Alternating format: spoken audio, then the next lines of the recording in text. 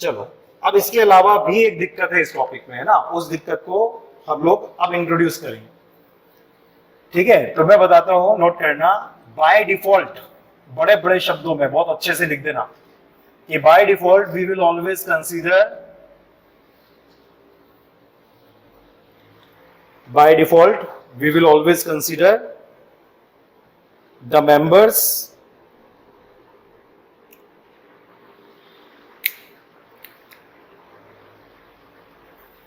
elastic,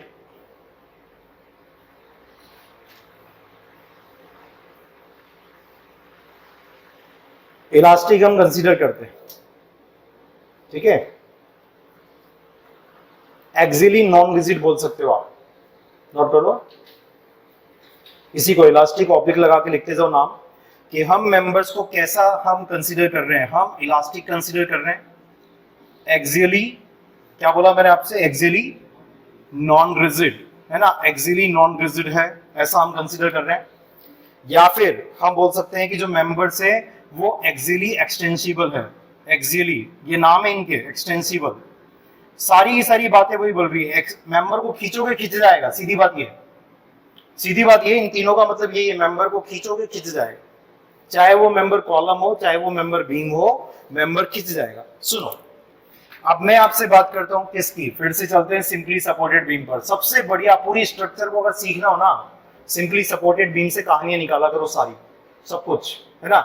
तो simply supported beam में इस स्ट्रक्चर को, इस कंसेप्ट को मैं विजुलाइज करवाता हूं। पहले सुनो, बाय डिफॉल्ट हमने डिग्री ऑफ फ्रीडम कितनी मानी थी, यहां की डिग्री ऑफ फ्रीडम हमने कितनी मानी थी, व्हाट वाज द डीओएफ, बताओ जरा, डीओएफ कितना था इस एंड का, इसका 1 था, और इसका कितना था, इसका 2 था, तो टोटल डीके कितना आया था, डीके आया था 3। ठीक है, अब सुनो मेरी बात को ध्यान से, जब आपने यहाँ पर 1 बोला तो 1 में क्या क्या था इस जगह पर, यहाँ 1 में था एक तो रोटेशन, है ना, रोटेशन था, यहाँ 2 में क्या क्या था, यहाँ 2 में एक तो था डेल्टा एक्स और दूसरा था रोटेशन, है ना, दूसरा था रोटेशन। सुनो, तो डेल्टा एक्स का पॉसिबल है, सोचो जरा, डेल्टा एक्स का पॉसिबल है, अगर ये मेंबर एक्सियली रिजिड हुआ मान लो, तो क्या ये हिल पाएगा अपनी जगह से, क्योंकि ये हिलने देगा नहीं। और मेंबर जो है, अगर वो मेंबर भी इलास्टिक की तरह नहीं खींच पाया, एक्सियली वो एक्सटेंड नहीं हो पाया, तो क्या डेल्टा एक्स आएगा क्या। तो बाय डिफॉल्ट जितने भी क्वेश्चन मैंने करवाए सब में मैंने माना है, इसका मतलब सब में मैंने मेंबर को एक्सियली एक्सटेंसिबल माना है, मैंने ऐसा माना है कि मेंबर खींचेगा हर जगह पर। तो बाय डिफॉल्ट तो हम मानते हैं, बाय डिफॉल्ट यदि आपसे क्वेश्चन पूछा जाए बिना किसी जानकारी के, ऐसे शब्द नहीं लिखे हो, हम हमेशा मेंबर को कैसा मान सकते हैं, वो खींचेगा, है ना, यानी कि ऐसे ही होगा। बात समझ में आ रही है। अब मैं बात करता हूं, ठीक है, तो बाय डिफॉल्ट आंसर कितना दोगे, this will be by default answer, है ना, तो by default this will be the answer. और अगर आपसे बोल दें कि मेंबर इसके अंदर इलास्टिक है, एक्सियली नॉन रिजिड है या एक्सियली एक्सटेंसिबल है, तब भी आंसर क्या होगा, क्योंकि हमने यही मान करके निकाला हुआ है, तब भी आंसर क्या होगा, तब भी आंसर क्या होगा, है ना। अब सुनो मेरी बात को, अगर आपसे कहानी में थोड़ा सा चेंज करें, वो बोले कि मेंबर इन इलास्टिक है, इलास्टिक नहीं है, इट्स नॉट इलास्टिक, है ना, मेंबर इज नॉट इलास्टिक, ऐसे बोल दे, या फिर बोल दे एक्सियली रिजिड है, मेंबर कैसा है, मेंबर एक्सियली रिजिड है, या फिर आपसे बोल दे कि मेंबर एक्सियली एक्सटेंड नहीं होगा, यानी कि इनएक्सटेंसिबल है ना, मेंबर एक्सियली इनएक्सटेंसिबल है। ऐसे केस में अब जब आप सिंपली सपोर्टेड के लिए अब आंसर देना चाहोगे तो कितना आंसर दोगे, थोड़ा सोच के देखेंगे। अब यहाँ थीटा वाला आएगा, अब आप यूं मत सोचना कि सर ये डिफॉर्म कैसे होगा जब ये खींच ही नहीं सकता, तो वो होगा, डिफॉर्मेशंस तो यहाँ पर मिलेंगे। एक्सियल बोला इसलिए मैंने शब्द, एक्सियल डायरेक्शन में ये सारा एक्सियली, ये एक्सियली वर्ड चिपका दिया जाता है, एक्सियली मतलब एक्सिस के अलोंग नहीं खींचेगा, बाकी वो अगर ट्रांसवर्स डायरेक्शन में उसको करना होगा तो करेगा, एक्सियल के डायरेक्शन में, एक्सियल डायरेक्शन के अंदर वो नहीं खींचेगा, पक्की बात। अगर मैं बोलता हूँ एक्सियली नॉट इलास्टिक है, एक्सियली रिजिड है, एक्सियली इन इलास्टिक है ना, एक्सियली इन एक्सटेंसिबल है, तो यहाँ पर रोटेशन आएगा, यहाँ पर भी रोटेशन आएगा, और यहाँ पे भी डेल्टा एक्स आता था। लेकिन अगर ये मेंबर खींच नहीं सकता तो ये जॉइंट तो हिल नहीं सकता अपनी जगह से, तो डेफिनेटली बिना खींचे तो ये आगे बढ़ेगा नहीं, तो इसका मतलब डेल्टा एक्स कितना हो जाएगा, 0। तो इस क्वेश्चन का डीके कितना हो जाएगा, 2 हो जाएगा। मैंने अभी आपको कंसेप्ट बताया, मैं सीधा थंब रूल दूंगा, वो यूज करेंगे हम क्वेश्चन, ठीक है। अभी तो मैंने कंसेप्ट बताया, लिख लो, बहुत अच्छे तरीके से मैंने इस चीज को एक्सप्लेन किया है कि ऐसा क्यों होता है। ठीक है, अब मैं इसका थंब रूल दे दूंगा, फटाफट कैलकुलेशन करेंगे। बात समझ में आ गई क्या? तो ये ऊपर वाले की कंडीशन है, axially elastic, axially non rigid, axially axially extensible, या बाय डिफॉल्ट आंसर आपका ये होगा डी के 3। मान लो आपको ये क्वेश्चन एग्जाम में दिया जाए, 3 ऑप्शन में ही नहीं है और कोई कंडीशन दे नहीं रखी थी, तो मान लेना कि वो ये दिखाना चाह रहा है, आंसर फिर 2 पर टिक लगेगा। समझो मेरी बात को? मान लो कंडीशन कुछ भी मेंशन नहीं किया, ना तो ये किया ना ये किया, और आप यूं सोचो अगर ये कर रखा है, ये कर रखा है मेंशन, ये कर रखा है और ऑप्शन में नहीं है 3, और आप सोचो कि 2 पे टिक लगा दूं, गलत होगा वो। बात समझ में आ रहा है? क्योंकि अगर ऐसा उसने मेंशन किया है तो डेफिनेटली आंसर 3 होगा, और मान लो कुछ भी मेंशन नहीं किया और ऑप्शन में 3 नहीं था तो फिर 2 पर टिक लगा दोगे। ऑप्शन में 3 भी है, 2 भी है, 3 पर ही टिक लगेगा। बाय डिफॉल्ट हमेशा ये माना जाता है। बात समझ में आ रही है कि मैं क्या कह रहा हूं? ठीक है, हाँ इस जगह पे, हाँ वही θ1, θ2, θ3, डेल्टा एक्स और डेल्टा वाई पिन के साथ में, अगर यहाँ पिन है तो, है ना? चलो नोट कर लो, फिर मैं इन्हीं क्वेश्चंस के अंदर आपको चीजों को और थोड़ा सा डिटेल में बताऊंगा। सारे लोग लिखो अच्छे से,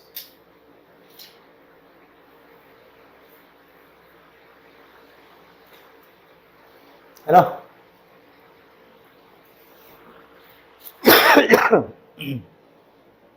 देखो ये ऐसे सब्जेक्ट चल रहे हैं जिसके अंदर कंसेप्ट ही कंसेप्ट है ना, तो स्ट्रक्चर्स में कुछ भी रटने का नहीं है, पूरा कंसेप्ट है। चलें आगे चलें, नोट कर लिया अच्छे से। बाउंड्री का ध्यान रखना, इसको क्लोज करना, बेसिकली ये है सारे। ये कंडीशंस अगर बनती है, आंसर 3 है सिंपली सपोर्टेड के लिए, अगर आपसे पूछे तो। इससे मैंने बेसिकली आपको कंसेप्ट दिया है कि हम करते क्या है। अब देखो इसको करने का तरीका क्या होता है ना? उसके लिए मैं ऐसा करता हूँ, एक क्वेश्चन और उठा लेता हूँ फिर बताता हूँ, है ना? हटा दूं क्या इसको? सारे लोग देखो, एक क्वेश्चन और करवा देता हूँ मैं, सिंपल पोर्टल फ्रेम वगैरह ले लेता हूँ, उससे आपको थोड़ा सा और इजी पड़ेगा देखना। ठीक है, उसके बाद में हम वापस इधर आएंगे।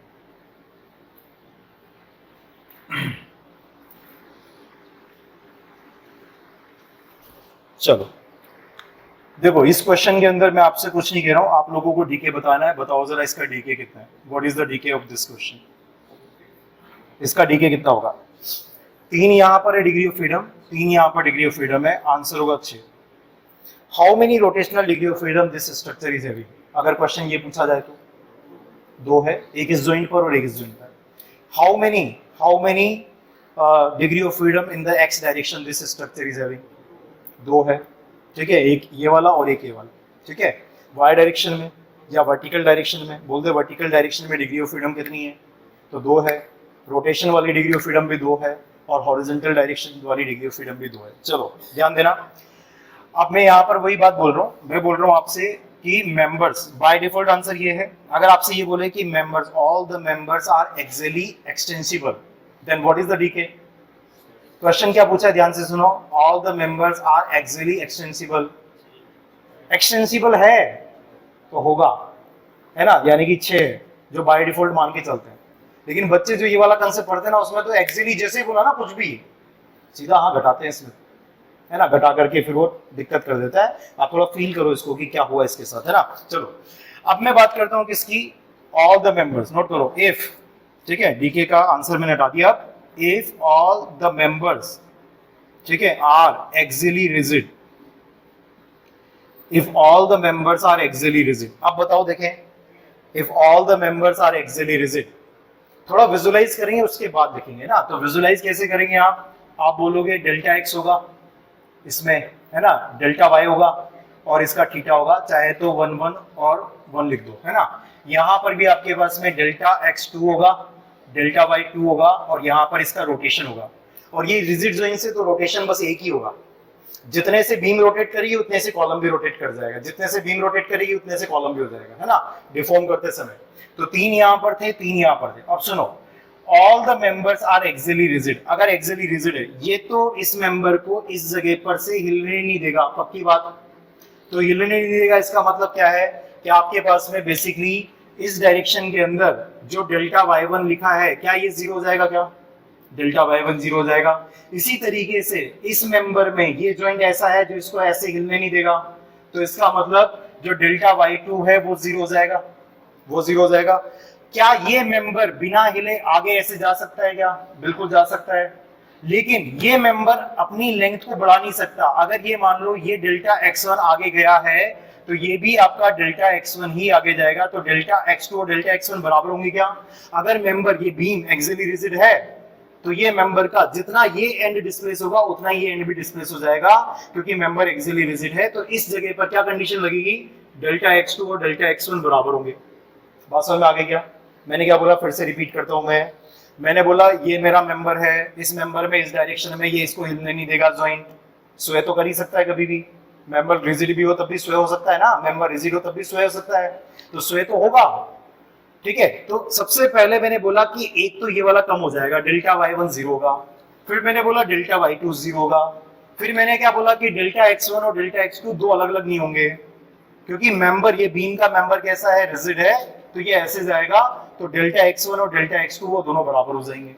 बात समझ में आ रहा है? तो यहां पर आपके पास में जो टोटल डिग्री ऑफ फ्रीडम इस स्ट्रक्चर की इस कंडीशन पर बनेगी, वो क्या बनेगी? एक तो रोटेशन आएगा θ1 इस एंड पर, उसके अलावा θ2 आएगा इस एंड पर, और डेल्टा x1 और डेल्टा x2 बराबर है, यानी कि डेल्टा x आएगा, यानी कि हॉरिजॉन्टल स्वय आएगा। बात समझ में आ गई? तो टोटल 3 डिग्री ऑफ फ्रीडम यहाँ पर है। अब कंसेप्ट बना देता हूं मैं, थंब रूल। थंब रूल ये कहता है कि जितने भी मेंबर्स हो, क्योंकि मेंबर की एक्सिस के अलोंग वो फ्रीज हो रहा है, तो जितने मेंबर्स हो उतने कम हो जाएंगे, जितने मेंबर्स हो उतने कम हो जाएंगे। जैसे ये बीम मेंबर था, तो बीम मेंबर के अंदर भी एक कम हो गया था, डेल्टा x1 और डेल्टा x2 दो अलग अलग काउंट कर रखे थे, वो एक ही रहेगा। यहाँ पर आपने कॉलम मेंबर के अंदर डेल्टा y1 काउंट कर रखा था, वो कैसा हो गया? वो एक वो 0 हो गया, है ना? तो जितने मेंबर है उतने माइनस कर देते हो, तो बेसिकली अगर फॉर्मूला देखोगे तो फॉर्मूला बन जाएगा 2j या 3j minus r minus number of members, ये डीके का फॉर्मूला बन जाएगा। बात समझ में आ गई? तो आप तो थंब रूल लगा देना, बाय डिफॉल्ट कैलकुलेट कर लो, जैसे मैंने बता रखा है, अलग अलग जाके फॉर्मूले में क्यों जाए, माइनस जितने भी मेंबर्स हो गए वो माइनस कर देना, 6 - 3 आंसर विल बी 3। बात समझ में आ गई है? चलो लिखो। नहीं होंगे, हाँ, θ1 और θ2 बराबर नहीं होंगे भाई, है? क्यों बराबर होंगे, इसका जवाब दो। अरे भैया लोडिंग वोडिंग कुछ भी हो सकती है, हम जनरल लोडिंग की बात कर रहे हैं, जनरल लोडिंग की बात कर रहे हैं। लोडिंग वोडिंग कुछ भी हो सकती है, अलग अलग लेंथ वगैरह हो सकती है, अलग अलग फ्लेक्सिबल रिजिडिटी हो सकती है, हम जनरल बात कर रहे हैं, है ना? चलो, हाँ, मैं आ रहा हूँ, उस बात पे आ रहा हूँ, पहले इतना लिख लो, है ना? साफ सुथरी लैंग्वेज में इनको लिखना बहुत जरूरी है, कॉम्प्लेक्सिटी मत बढ़ाओ, है ना? धीरे धीरे करके मैं आ रहा हूँ कंसेप्ट के ऊपर। अगर सिर्फ मेंबर रिजिड हो, बीम रिजिड हो, सिर्फ कॉलम रिजिड हो, ऐसे क्वेश्चन भी एग्जाम में आए हुए हैं। मेरी बातें आगे की समझ में? जो लॉजिक दिया है, जो प्रूफ दिया है, वो समझ में आ गया? स्ट्रक्चर्स में इस बात का जरूर ध्यान रखना होता है कि कब आपको बराबर बोलना है, कब नहीं बोलना है, इसकी समझ होनी चाहिए, है ना? तो क्वेश्चंस करेंगे तब पूरा का पूरा आइडिया रखना। ये सारे मेरे कंसेप्ट जितने भी क्लियर है ना, वो सिर्फ क्वेश्चंस को करने की वजह से। क्वेश्चन कौन से वाले हैं? सिर्फ डीएसडी का डीके निकालने वाले नहीं, जब एक्चुअली सॉल्व करने जाते हैं, रिएक्शन सॉल्व करने जाते हैं, मेथड लगाने जाते हैं, कौन सा बढ़िया लगेगा, कौन सा नहीं लगेगा, कौन सा आंसर जल्दी दे देगा, कौन सा नहीं देगा, इसकी समझ डेवलप करो बार बार। तो एक क्वेश्चन को मैं 4 तरीके से करवाऊंगा, तो चारों तरीके से करना, और किसी क्वेश्चन को मैं नहीं करवाऊंगा और आपको सिर्फ आंसर आ गया बस आपकी छुट्टी, तो फिर स्ट्रक्चर्स में कभी जीत नहीं पाओगे आप खुद से देखो कि कौन सा रास्ता लंबा लग रहा है, तभी तो आप सीखोगे। किसी ने बता दिया तो नहीं याद रहेगा, है ना? स्ट्रक्चर खुद की करने से आती है ना? चलो, प्रैक्टिस बहुत करनी होती है। आगे चलेगा, ध्यान दो। कुछ रैंडम क्वेश्चंस और करवा देता हूं मैं। हाँ, इसी क्वेश्चन को लिख लो, चलो वापस। जैसा कि ये बोल रहा था कि सर अगर यहां पर कुछ ऐसा लिखा हुआ है, ऐसा लिखा हुआ है, तो इसमें किसके ऊपर रिजिड लिखा हुआ है?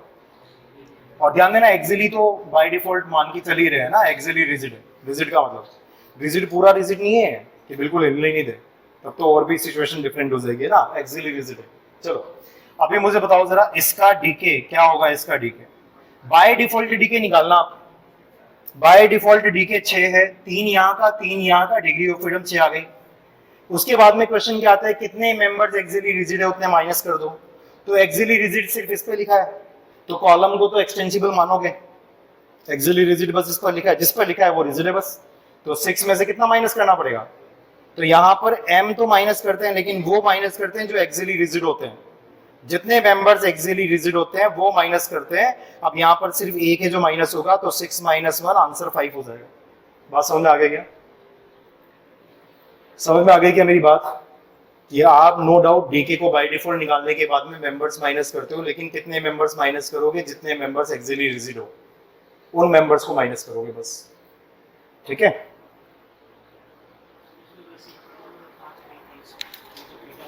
हाँ, अब ये क्यों पूछ रहे हैं सर इसमें 5 कौन कौन से, तो देख लो आप कौन कौन से। एक तो θ1 होगा, एक डेल्टा y1 होगा, क्योंकि कॉलम को मैंने बिल्कुल भी टच ही नहीं किया, खींचा गया तो एक्सेस के अलावा उसने मना ही नहीं करा, है ना। इसके अलावा यहाँ जो जो साफ साफ दिख जाए वो तो लिख दो पहले, है ना। θ2 हो जाएगा, डेल्टा y2 हो जाएगा, है ना। और यहाँ पे कौन सा वाला खत्म, है ना। यहाँ पे ये डेल्टा x बोल दूं इसको भी, और ये एक्सियली रिजिड होने के कारण जितना इधर खिसकेगा उतना ही बीम खिसका के लेके जाएगी, तो डेल्टा x बोल दो। तो टोटल जो 5 होंगे वो ये होंगे, है ना। 6 नहीं है 5 है ना, डेल्टा x दोनों बराबर है।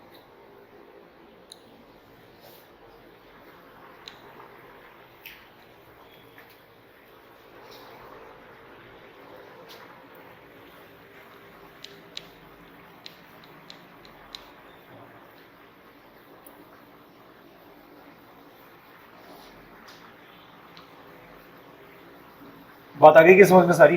चलो क्वेश्चन करते हैं, है ना।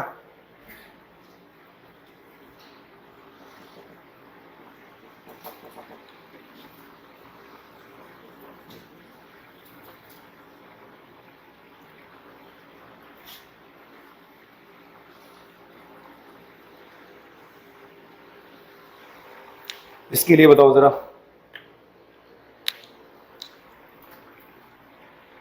सारे लिख लिए ना आपने? ये भी लिखते हुए चलो आप, जो डेल्टा x वगैरह में लिखवा रहा हूँ, है ना। लिख लिया था सारा, ये हटा दूं?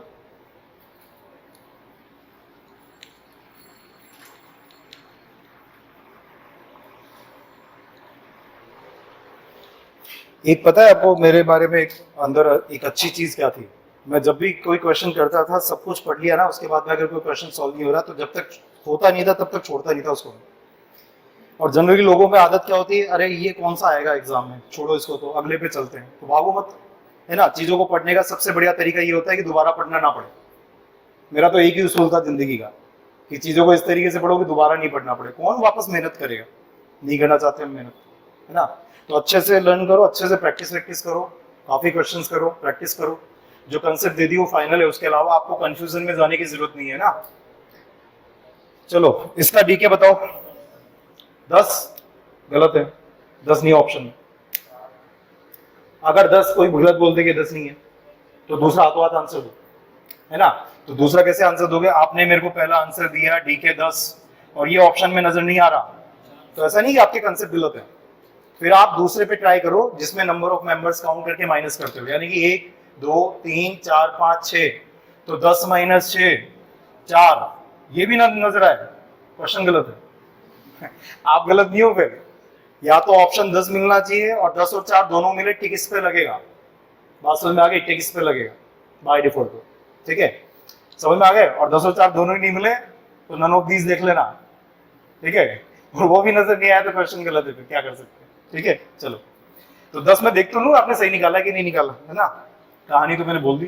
3 है यहाँ पर, यहाँ पर 3 है, यहाँ पर 3 है, यहाँ पर कितना है, यहाँ पर 1 है, तो 3 3 6 9 और 1 10, बिल्कुल सही निकाला था आपने। अगर 10 ऑप्शन में ना मिले तो 4 पे टिक लगा देना, 10 और 4 दोनों मिले तो 10 पे टिक लगेगा। एक्सियली अगर रिजिड दिए हुए all the members are axially rigid, बताओ क्या किस आंसर पे टिक लगेगा? If all the members are axially rigid तो 4 पे लगेगा। If all the members are axially extensible 10 पे लगेगा। If all the members are axially inextensible 4 पे लगेगा। If all the beams are axially rigid, क्या पूछा मैंने, ध्यान से सुनो, मैं लिख देता हूं। If all the beams are axially rigid तो किस में आंसर लगेगा? तो बाय डिफॉल्ट 10 तो निकाल दिया, और उसके बाद में बीम्स को एक्सियली रिजिड बोला है, मतलब कॉलम एक्सियली एक्सटेंसिबल है, कॉलम एक्सियली एक्सटेंसिबल है। बीम रिजिड है, तो बीम रिजिड है तो 1 2 3 3 माइनस हो जाएगा, जितने मेंबर्स एक्सियली रिजिड होते हैं उतना माइनस कर देते हैं, तो आंसर आपका 7 हो जाएगा। अगर आपसे ये बोले if all the columns are axially extensible, बताओ जरा क्या आंसर होगा? If all the columns are axially extensible 7 आएगा? सोच लो जरा, if all the columns are axially extensible, column अगर एक्सियली एक्सटेंसिबल है तो उसने कॉलम को ही क्यों बोला? क्योंकि उसका मतलब है बीम एक्सियली रिजिड है, तो नंबर ऑफ बीम्स कितने हैं जो एक्सियली रिजिड होता है उनको घटाते हो, आंसर वापस से 3 ही घटेगा, 10 - 3 7 आंसर आएगा। समझो कहने का मतलब, समझो। अगर वो आपको सिक्के का एक पहलू दिखा रहा है तो दूसरा पहलू अपने आप दिख जाएगा।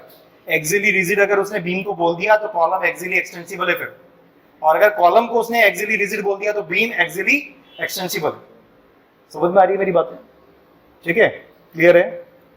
ये हर जगह पे चलता है, ऐसा उसूल है ना कि अगर कोई बात बोल रहा है एक तरफ की तो दूसरी तरफ की अपने आप अंडरस्टूड है। चलो, मेरे हिसाब से सारे कंसेप्ट मैंने दे दिए है ना। चलो इसमें फिर से पिन इंट्रोड्यूस करते हैं। हाँ, पिन इंट्रोड्यूस कर दी मैंने, ये पिन है, बताओ क्या आंसर होगा? तो बाय डिफॉल्ट तो 10 + 4 यानी कि 14 आंसर होगा। 14 नहीं है ऑप्शन में, 14 नहीं है ऑप्शन में। अब आपके पास में how many members are there, ये ज्वाइंट काउंट किया ना आपने, ये ज्वाइंट है या नहीं है? ज्वाइंट टू ज्वाइंट एक मेंबर होता है, तो कितने मेंबर्स है? मेंबर्स काउंट करना ढंग से है ना, कैसे काउंट करोगे? राज ये पूरी एक बीम नहीं है ना? कितना है? 1 2 3 4 5 6 7, वही कंसेप्ट मेरा, ज्वाइंट टू ज्वाइंट एक मेंबर होता है। 7 हो गया क्या? तो आपके पास में आंसर क्या होगा? 14 - 7, 14 - 7 = 7। मैंने जैसे बताया ना वैसे ही करोगे, मैं गारंटी दे रहा हूँ। कोई भी क्वेश्चन आ जाए, ठीक है, सारे के सारे क्वेश्चन सोल्व हो जाएंगे, चाहे ईएस का हो, चाहे गेट का हो, चाहे किसी भी एग्जाम का हो। ठीक है, वो तो मैंने सारे बता दिए। चलो, हेलो।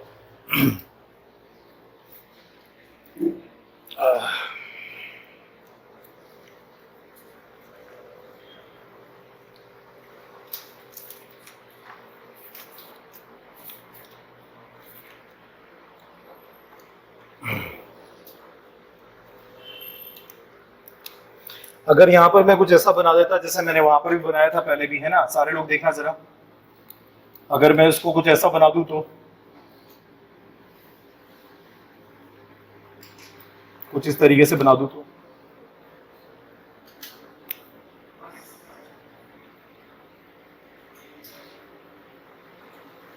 ये जो बनाया ना, ये आपने ये बनाया, इसको बनाने का मतलब होता है आपने शेयर रिलीज किया। ये पूरा का पूरा ये रोटेट भी हो सकता है, रोटेट होगा, है ना, सारी चीजें इसके साथ में होगी। बस शेयर रिलीज किया है, इसका मतलब क्या है? ये वाई में अलग जाएगा, ये वाई में अलग जाएगा। तो जो आप बोलते हो ना, ये ज्वाइंट तो काउंट होगा ही होगा, पक्की बात है, ये ज्वाइंट काउंट होगा। और ज्वाइंट काउंट होने के अलावा जब ज्वाइंट काउंट होगा तो ज्वाइंट का रोटेशन, हाँ, रोटेशन हो जाएगा। आप इसको गाइडेड रोलर मत समझना, गाइडेड रोलर मत समझना, ये पूरा का पूरा इस तरीके से रोटेट हो सकता है ना, पूरा का पूरा। तो यहाँ अगर आप देखोगे तो एक तो इसका रोटेशन मिल जाएगा, ठीक है, रोटेशन। इसके अलावा यहाँ पर ये डेल्टा एक्स के अंदर जो जा रहा था पहले भी मेंबर एक्सटेंसिबल मानते हुए, डेल्टा एक्स भी मिलेगा। देखो ज्वाइंट पर ये चीज तो मिलती ही थी ना, 3 चीज। तो अगर इसको ज्वाइंट बोलोगे कि ये ज्वाइंट है, डिसकंटिन्यूटी आ गई, ज्वाइंट है, ज्वाइंट पर 3 चीजें मिलती है, 3 चीजें मिल जाएगी। लेकिन यहाँ पर एक नई चीज और मिलेगी, इस मेंबर का वाई का अलग और इस मेंबर का वाई का अलग, डेल्टा वाई रोलर के कारण। आप बोल सकते हो इन दोनों मेंबर के अलग अलग वाई के अंदर डिस्प्लेसमेंट्स होंगे, तो टोटल मिलाकर के 4 होगा। तो ये वैसे ही काम करते हैं जैसे पिन काम करती है आपकी, पिन में रोटेशंस अलग हो जाते थे, यहाँ वाई में अलग हो गया, और रोलर अगर ऐसे दे रखे हो, अगर इस तरीके से आपको रोलर दे रखा हो इस तरीके से, तो समझ जाना कि एक्स वाला यानी कि डेल्टा x1 और डेल्टा x2 दो अलग अलग हो जाएंगे। बात समझ आ गई क्या? ठीक है, कोई क्वेश्चन यदि दिखेगा तो उसको भी ट्राई करेंगे ना।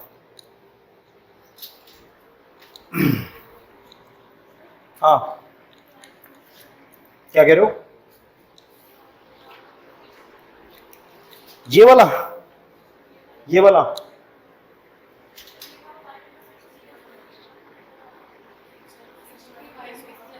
ये डिफॉर्म करते हैं, डिफॉर्म मेंबर डिफॉर्म करेगा, डिस्प्लेसमेंट नहीं होगा, पूरा मेंबर डिफॉर्म करेगा। अब ऐसे तो आप ये भी बोल दोगे सर अभी अभी आपने जो है ना यहाँ पे ये बनाया था, फिक्स बनाया था, ये इधर गया था, तो आप बोल दोगे कि सर ये ऐसे कैसे जाएगा इधर से, तो डिफॉर्म होती है सारी चीजें, है ना। ये फिक्स है, ना तो एक्स में जाने देता है ना वाई में जाने देता है, ना ये रोटेट होने देता है, लेकिन मेंबर डिफॉर्म तो करते हैं। डिफॉर्मेशन के कारण ही उनके रोटेशंस भी आते हैं, और एक्स और वाई के अंदर भी डिफॉर्मेशंस होते हैं। तो हम बात करें डिफॉर्मेशंस की, तो ये फिक्स होने के बावजूद भी जब इसका आप डिफॉर्मेशन देखोगे ना, तो इसका डिफॉर्मेशन जैसे इस मेंबर का यहाँ हो गया डेल्टा y1, और इस मेंबर का हो सकता है अलग हो रहा हो, इधर से डेल्टा y2 हो रहा हो, इस तरीके से मैं बात कर रहा हूँ। बात समझ में आ रही? एक्सियली रिजिड होने में मेंबर में जो यहाँ पर डीके में जब आपका क्वेश्चन आता है ना, एक्सियल रिजिडिटी की बात करता है बस वो, उसके अलावा ज्यादा कॉम्प्लेक्स मत करो, ठीक है। एक्सियल रिजिडिटी, आप बाकी रिजिडिटी मत एंटर करवाओ, इसमें आएगा तो बस एक्सियल रिजिडिटी वाला, है ना। चलो कुछ पूछ रहे थे, बस यही था। चलो समझ में आ गई बात।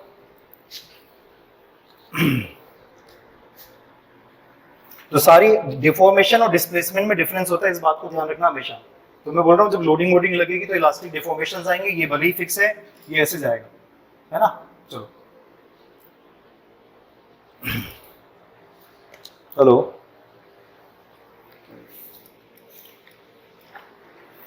एग्जाम में आए हुए क्वेश्चन से चलते हैं आप, है ना, कि एग्जाम में कैसे क्वेश्चंस पूछे गए हैं, नोट करो। Neglecting the axial deformation question है, नेग्लेक्टिंग द एक्सियल डिफॉर्मेशन मतलब एग्जैक्ट लैंग्वेज के साथ क्वेश्चन एग्जाम में कैसे पुटअप किए जाते हैं वो डिस्कस कर लेते हैं ना। तो नोट करो, neglecting the axial deformations, neglecting the axial deformations, the kinematic indeterminacy, neglecting the axial deformation,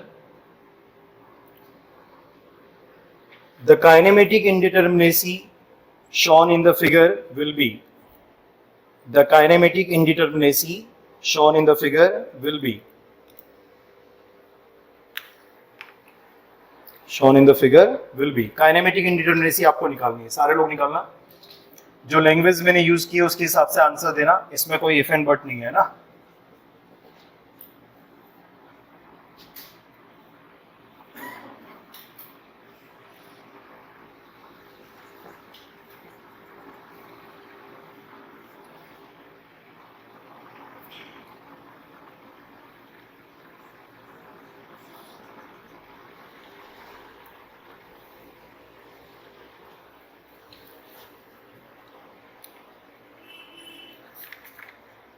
ये ईएससी में आया हुआ क्वेश्चन है ना, ट्राई करो, देखें फटाफट।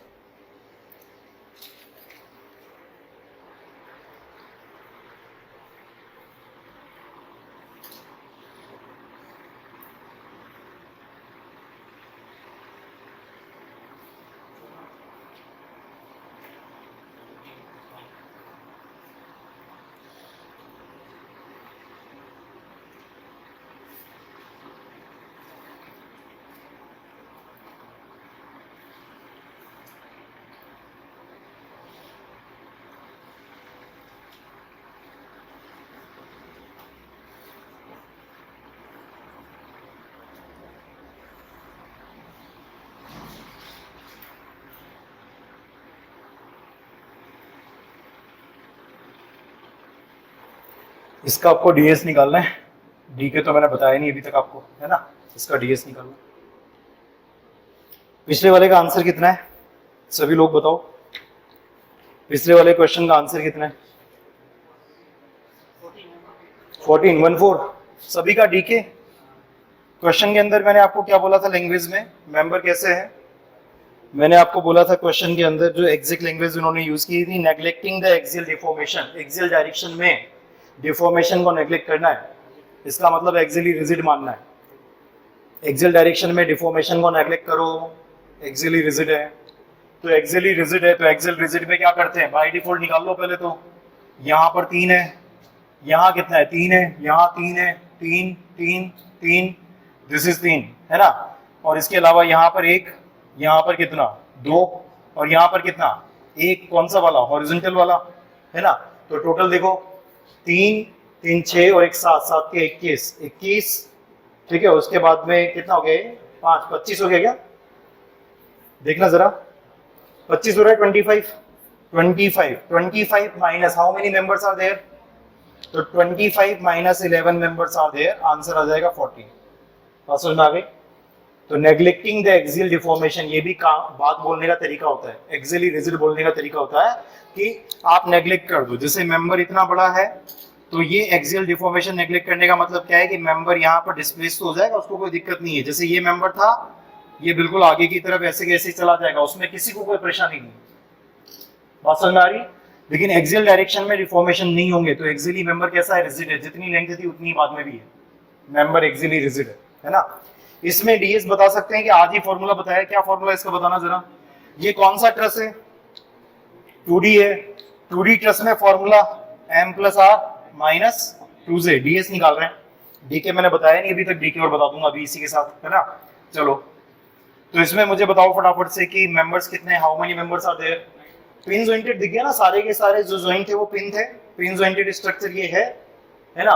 और यहाँ पर आपके पास में how many total members are there, तो दैट इज 9 मेंबर्स, है ना। तो 9 हो गया, प्लस रिएक्शंस 9 देख लेना पहले, 1 2 3 4, 4 थे ये, 4 और 2 6, 6 और 2 8 और 1 9, ठीक है 9 है, ठीक है। रिएक्शंस 2 और 2 4, माइनस 2 टाइम्स ज्वाइंट, ज्वाइंट कितने हैं, 5 ज्वाइंट्स हैं, है ना। तो 9 और 4 13, 10, 3 हो गया क्या। तो डीएस इस क्वेश्चन का 3 आ रहा है ना। इस क्वेश्चन का जो डीएस है दैट इज 3 आ रहा है क्या, 3 आ रहा है।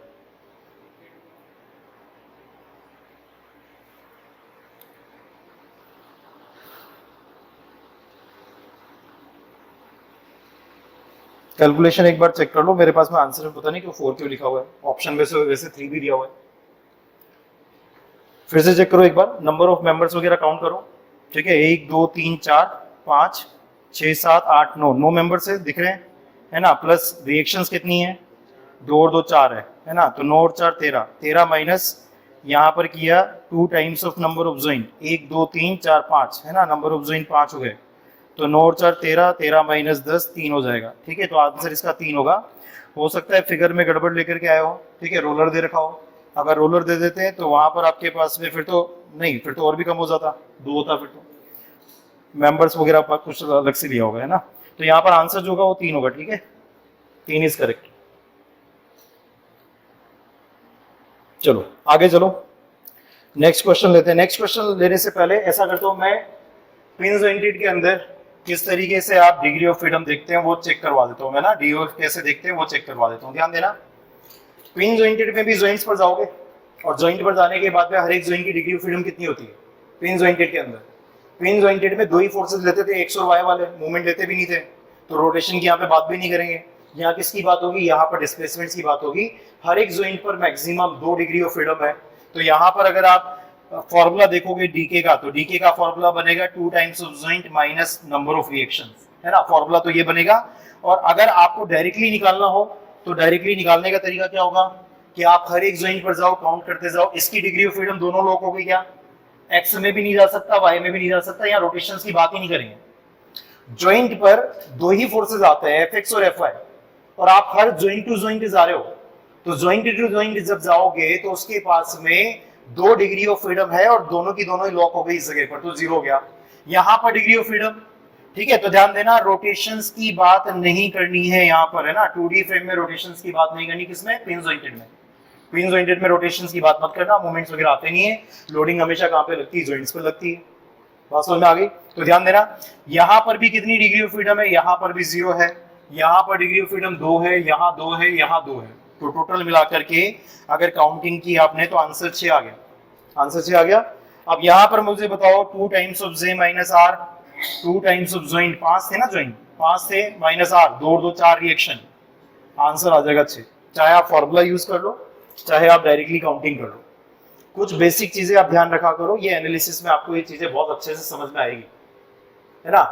क्योंकि जैसे ये सपोर्ट है, यहाँ मूवमेंट तो पहले भी नहीं आता था, तो मूवमेंट्स का कोई काम ही नहीं है इसमें, इस स्ट्रक्चर के अंदर मूवमेंट का कोई काम ही नहीं है, ठीक है। यहाँ पर क्या आएगा, सिर्फ एक्सियल डायरेक्शन में फोर्सेस आएंगे और सपोर्ट पर सिर्फ हॉरिजॉन्टल और वर्टिकल फोर्सेस आएंगे। तो जब मूवमेंट्स ही नहीं है कहीं पर भी, तो रोटेशंस की क्यों बात करेगा कोई। बात समझ में आ गई, ठीक।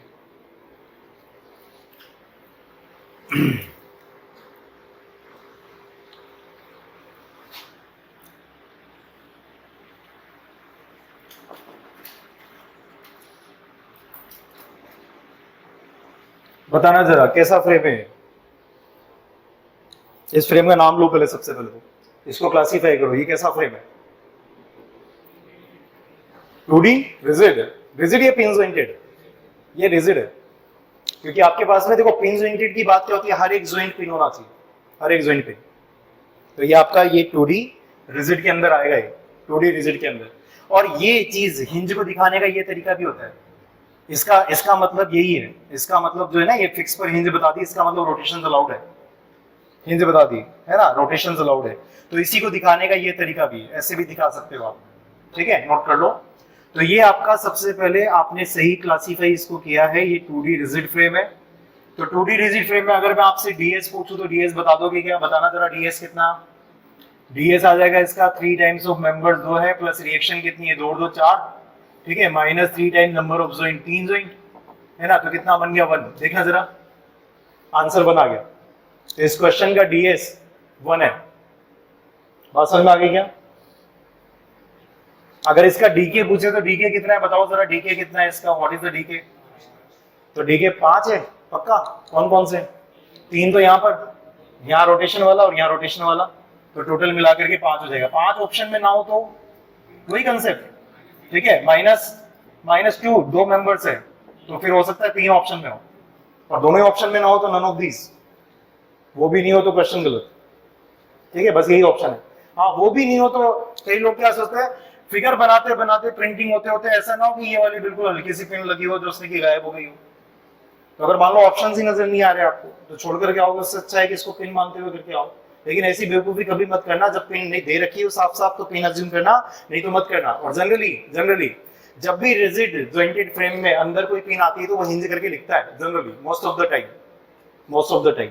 या तो वो लिख दें कि भाई उसने ऐसे बना रखा है फिगर और इसको बोल रहा है ट्रस है, ट्रस है तो फिर समझ जाना है पिन है, चाहे दिखा रखी हो चाहे नहीं दिखा रखी हो। समझ में आ रहा है ना मैं क्या कहना चाह रहा हूँ? क्योंकि ट्रस में every joint is pin jointed. बात समझ में आ रहा है? तो कैसे हम कंक्लूड करते हैं उसका ध्यान होना चाहिए आपको, ठीक है। चलो, तो अगर ये पिन होता तो आंसर्स चेंज हो जाते हैं, बताना जरा, आंसर्स क्या हो जाते हैं बताओ जरा। अभी तो आपने मुझे ये आंसर्स बताए थे, अब डीएस के आंसर में क्या चेंज आ रहा है बताओ जरा। डीएस कितना हो जाएगा, एम है 2, रिएक्शन है 4, ठीक है, minus 2 times number of joint 3, result आ गया 0। बहुत बढ़िया, जिसने भी 0 बताया गुड। तो अगर ये ट्रस होती, अगर ये पिन जॉइंट होता, यहां से भी निकाल सकते हो। अगर रिजिड जॉइंट की तरह सॉल्व करके फिर एक इंटरनल पिन लगा देते हो तो -1 होगा ना, 1 - 1 0। इस कंसेप्ट से मैं हाइब्रिड की शुरुआत करूंगा अभी, हाइब्रिड कंसेप्ट जिसमें दोनों आते हैं। सुन रहे हो मेरी बात को, मैं क्या बोल रहा हूं कि अगर आप इसको रिजिड जॉइंट से कर चुके हो तो रिजिड जॉइंट में अगर अंदर कोई पिन आती थी तो उसको कैसे हैंडल करते थे? उसको ऐसे हैंडल करते थे कि पिन लगा दो, पिन लगाने से 1 - 1 0 हो गया, यहां से भी 0 आ रहा है क्योंकि अब ये पूरा ट्रस स्ट्रक्चर बन चुका है। तो ट्रस स्ट्रक्चर के अंदर डीएस कितना आता है, फॉर्मूला कैसे आता है, m + r - 2j, चाहे ऐसे निकाल लो चाहे वैसे निकाल लो। देखो कंसेप्चुअली इतने स्ट्रांग होने चाहिए आप कहीं से भी निकाल सकते हो इन सब चीजों को, कहीं पर भी कोई भी आपको कोई कंफ्यूजन नहीं है ना। आगे चलो, अगर इसका डीके पूछे कोई आपसे तो डीके बताओ, पिन के साथ में डीके पूछ रहे हैं।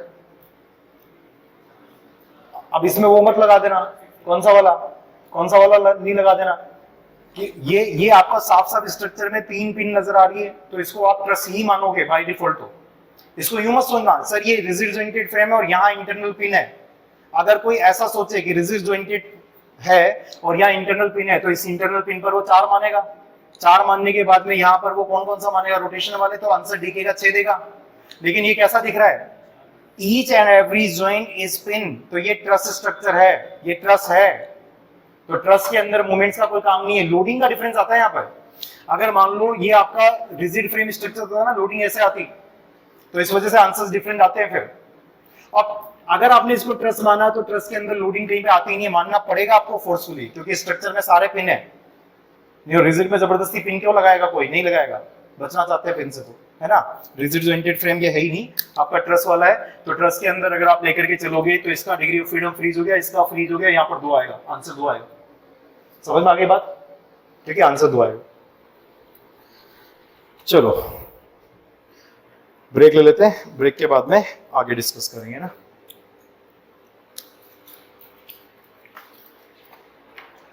तो मजा आ रहा है स्ट्रक्चर में, देखो स्ट्रक्चर आपके मजे लेना शुरू करें उससे पहले आप स्ट्रक्चर के मजे ले लो जितना हो सकता है, क्योंकि स्ट्रक्चर मैंने शुरू करने से पहले थोड़ा डरा दिया था आपको कि आईआईटी के अंदर भी 70 के बैच में से मतलब 30-40 बच्चे फेल हुए थे, आधी क्लास फेल हुई थी, फिर पासिंग स्कोर भी फिर घटाना पड़ा था, है ना। तो स्ट्रक्चर वैसा सब्जेक्ट है कि जिसमें अगर आपको विजुअलाइजेशन आपका क्लियर है, आपको काम करना आता है, तो काम करने से पहले ही सोच लो कि हमारा रास्ता कितना होगा, कितना लंबा होगा, क्या क्या कैलकुलेशन इन्वॉल्व होगी, थोड़ा सा सोच लो, फिर बढ़ो आगे रास्ते में। और सिर्फ इक्वेशंस लिख करके बैठने का कोई मतलब नहीं होता, हमेशा इक्वेशन ऐसे बनाओ कि आगे स्ट्रक्चर सॉल्व होता जाए, फटाफट से जैसे दो अननोन में सॉल्व किया, 2 इक्वेशन बनी, दो अननोन चल रहे, सॉल्व किया, आगे बढ़ो, फिर आगे बढ़ो, ऐसे करोगे तो स्ट्रक्चर सॉल्व होगा, है ना। अभी तो बिल्कुल बेसिक चल रहा है। चलो ब्रेक लेते हैं, ब्रेक के बाद डिस्कस करें।